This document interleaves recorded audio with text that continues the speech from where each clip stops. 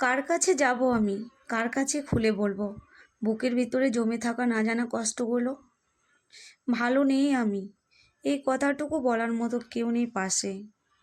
কেউ যদি কাছে এসে বলতো আমি আছি তো, বলো কি হয়েছে তোমার, তাহলেও হয়তো এই কষ্টগুলোকে আমার কষ্ট মনে হতো না। আজকে মা বাবার কথা খুব মনে পড়ছে, খুব মিস করছি। আজকে না, মাঝে মধ্যেই আমি খুব মিস করি।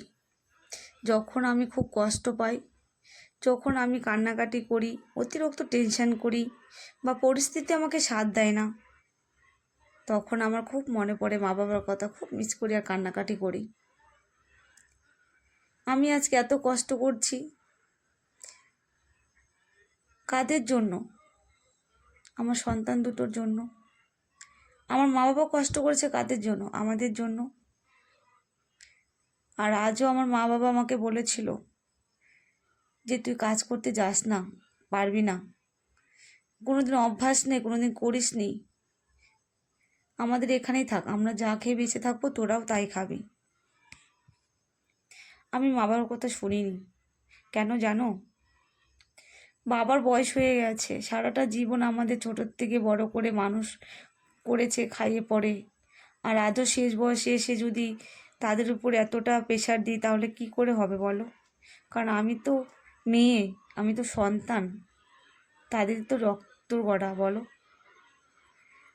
সেই বুড়ো বাবাটা কষ্ট করবে আর আমি বসে বসে আমার সন্তানদের নিয়ে খাবো? এরকম মেয়ে আমি নই, আমি সহ্য করতে পারতাম না। তাই বাবা মার কথা না শুনে আমি চলে এসেছি কাজে। আজকে পৃথিবীতে যদি কেউ তোমার আপন হয়, তারা হচ্ছেন মা বাবা। মা বাবার মতো এই পৃথিবীতে কেউ আপন হয় না, কেউ না। তারা তোমার দুঃখ সুখ সব কিছুর সঙ্গী হবে, তবুও কোনোদিন ছেলে মেয়েকে ত্যাগ করবে না। ছেলেমেয়েরা যতই অন্যায় করুক, যতই খারাপ হোক, তবুও দেখবে মা বাবা মাথা পেতে মেনে নেবে। হয়তো খানিকক্ষণের জন্য অভিমান করে থাকবে, কিন্তু পরক্ষণেই কাছে টেনে নেবে। আর আজকে দেখো বিধাতার কি পরিহাস, আজকে আমার সব কিছু থাকতেও আমার কিছুই নেই। আমি যখনই মা বাবার কথা মনে করি তখনই আমার কান্না পায়। আমি তোমাদের সাথে ভয়েসটা দিচ্ছি, খুব কষ্ট হচ্ছে আমার ভয়েস দিতে। আমার দু চোখ দিয়ে ঝরঝর করে জল পড়ছে, আমি খুব কষ্ট করে ভয়েসটা দিচ্ছি, তোমরা একটু মানিয়ে নিও প্লিজ। আজকে আমার সেই দিনগুলোর কথা মনে করলে আমার এতটা কষ্ট পাই, কি বলবো, নিজেকে আমি আটকে রাখতে পারি না।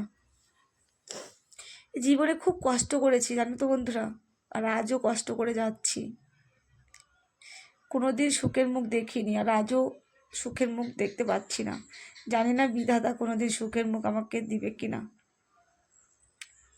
বিধাতার কাছে আমার একটাই অনুরোধ, যে আমার সন্তান দুটোকে যেন মানুষ করে দেয়,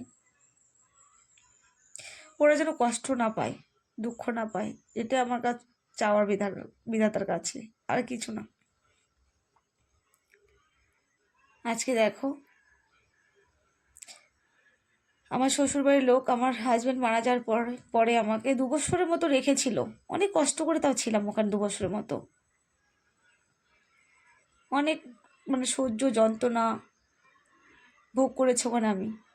আমাকে সবসময় বলতো চলে যা চলে যা, বাবার বাড়ি চলে যা, আমরা খাওয়াতে পারবো না। অনেক কথা শুনেছি আমি, তবু মুখ বুঝে সহ্য করে নিতাম যে কপাল খারাপ, শুনতে হবেই, কিছু করার নেই। আমি শুনেও গেছি, আমি কিচ্ছু বলি না, কোনো প্রতিবাদ করিনি, যে আমার স্বামী নিয়ে আমাকে শুনতেই হবে। দুটো সন্তান আছে, ওদেরকে তো মানুষ করতে হবে। আমি যদি ওখানে কোনো প্রতিবাদ করি তাহলে কি করে থাকতে পারবো, সেই জন্য আমি কোনো প্রতিবাদ করিনি।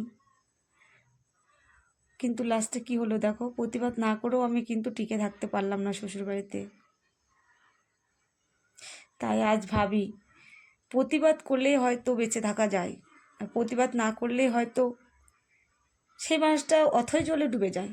সত্যি বলছি, আজকে আমি এতটা বোকা ছিলাম, এতটা কি বলবো, ভয় পেতাম সবাইকে দেখে, কোনো রকম প্রতিবাদ করতে পারতাম না, কারো উপর দিয়ে কথা বলতে পারতাম না। সেই জন্য আজকে আমাকে এই পরিস্থিতির সম্মুখীন হতে হয়েছে। আজকের নিজের বাড়িঘর সব কিছু হারিয়ে লোকের বাড়িতে ভাড়া থেকে আমাকে কষ্ট করে কাজ করে সন্তান দুটোকে মানুষ করতে হয়েছে। শুধু হাত পা ছাড়া আর আমার কিচ্ছু নেই, কিচ্ছু নেই, শুধু আমার হাত পা। আমি যদি কাজ করি তাহলে আমরা খেতে পারবো, যদি কাজ না করি তাহলে আমাদের না খেয়ে মরতে হবে, এরকম পরিস্থিতি আমাদের বন্ধুরা। তোমাদের সাথে যেটা শেয়ার করছি সেটা সত্যি কথা, বাস্তব। আমার স্বামী মারা যাওয়ার পরে আমাকে 2 বছর মতো আমি ওখানে ছিলাম, তোমাদের তো বললামই। তারপরে আমাকে যাই হোক বাড়ি থেকে বের করে দেয়নি, আমার শাশুড়ি আমাকে ছেড়ে অন্য জায়গায় বাড়ি করেছে।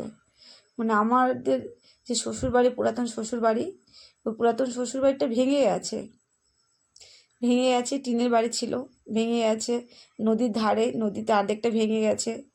তো আমি যেহেতু বাবার বাড়ি চলে আসছি না, ওখানেই আছি, মানে শেষমেশ কী করলো, ওই প্ল্যানটা করলো যে আমাকে ওই বাড়িতে রেখে উনি অন্য জায়গায় বাড়ি করে চলে যাবে।